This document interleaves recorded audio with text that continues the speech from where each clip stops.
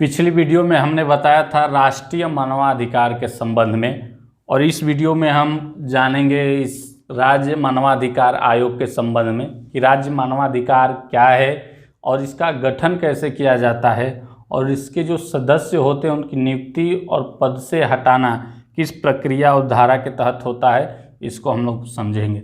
स्थापना जो है, यह जो राष्ट्रीय मानवाधिकार अधिनियम 1993 है उसके तहत इसका भी स्थापना किया जाता है, और धारा 21 के तहत राज्य मानवाधिकार आयोग की स्थापना का प्रावधान किया गया है। जो राष्ट्रीय मानवाधिकार संरक्षण अधिनियम 1993 है उसकी धारा 21 के तहत। इसके बाद इसके गठन का प्रावधान है कि इसकी संरचना कैसी होनी चाहिए अगर इसका स्थापना हो जाएगा तो इसमें एक अध्यक्ष 4 अन्य सदस्य होंगे, यानी कि एक अध्यक्ष और 4 सदस्य को मिलाकर राज्य मानवाधिकार आयोग का गठन किया जाएगा। योग्यता, यानी एक अध्यक्ष और 4 सदस्यों की जो योग्यता होगी, किस आधार पर इनकी नियुक्ति होगी उसका मैं विवरण बता रहा हूँ। जो अध्यक्ष होगा केवल वैसे ही व्यक्ति की नियुक्ति अध्यक्ष के पद पे होगी जो उस राज्य के मुख्य न्यायाधीश रह चुका हो, केवल वही व्यक्ति ही अध्यक्ष बन सकता है।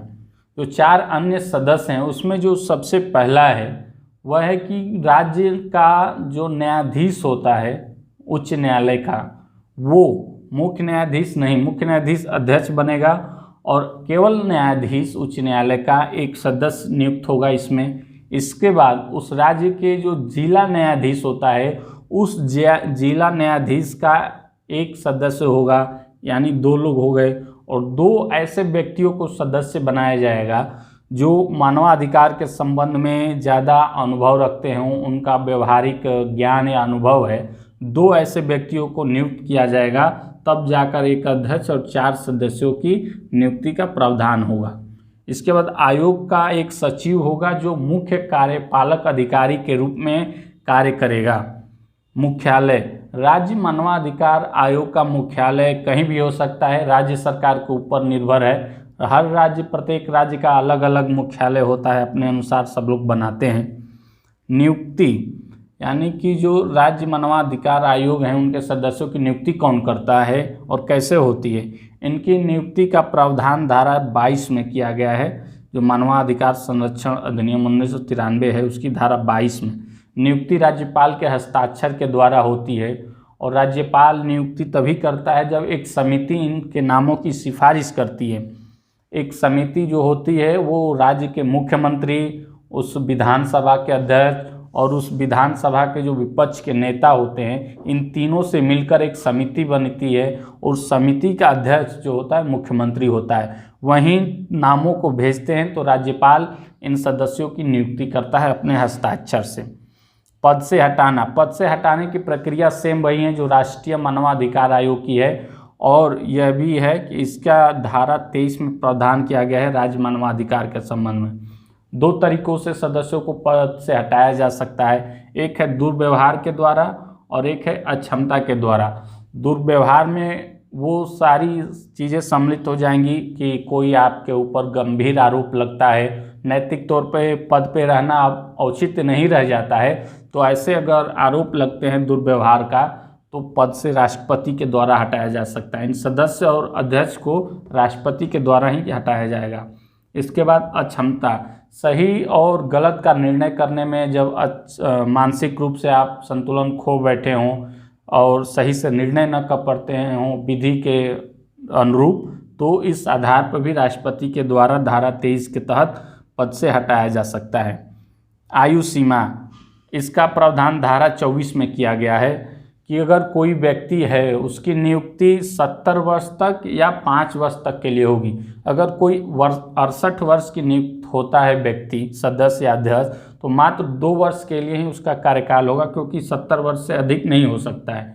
इसके बाद वो अगर 65 वर्ष की उम्र में नियुक्त होता है तो वो 5 साल का पूरा कार्यकाल करके 70 वर्ष में रिटायर हो जाएगा। इसके बाद है कार्य तथा शक्तियाँ। कार्य तथा शक्तियाँ राष्ट्रीय मानवाधिकार की जो हैं वही राज्य मानवाधिकार के भी हैं। कार्य में सम्मिलित हो जाएगा कि जैसे मानवाधिकार से संबंधित सेमिनार आयोजित करना, लोगों को जागरूक करना, जो राज्य के अंदर या देश के अंदर जेल हैं उन जेलों में बंद कैदियों का जो मूलभूत सुविधाएं हैं, स्वास्थ्य की सुविधाएं, उन सभी को देखना, निरीक्षण करना, ताकि उनका जो मानव गरिमा है वो बरकरार रखे।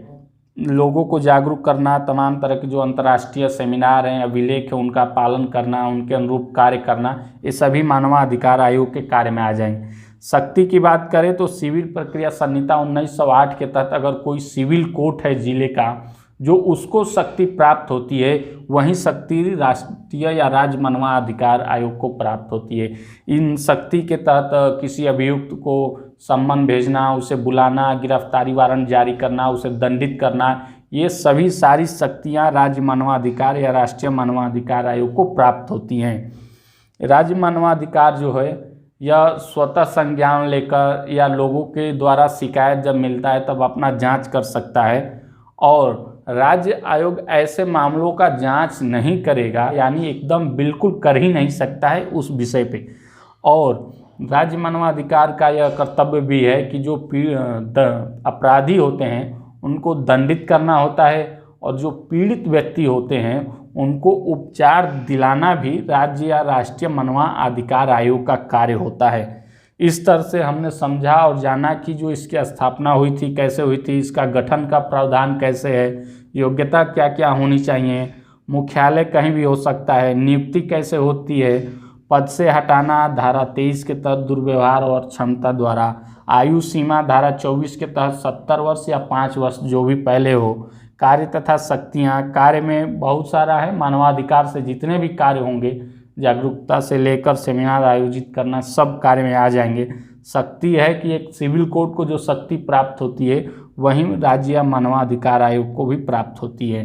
इस तरह से हमने समझा और जाना। अगर इस संबंध में कोई राज्य मानवाधिकार आयोग के विषय में और जानकारी चाहिए तो आप हमें कमेंट करके बता सकते हैं या पूछ सकते हैं।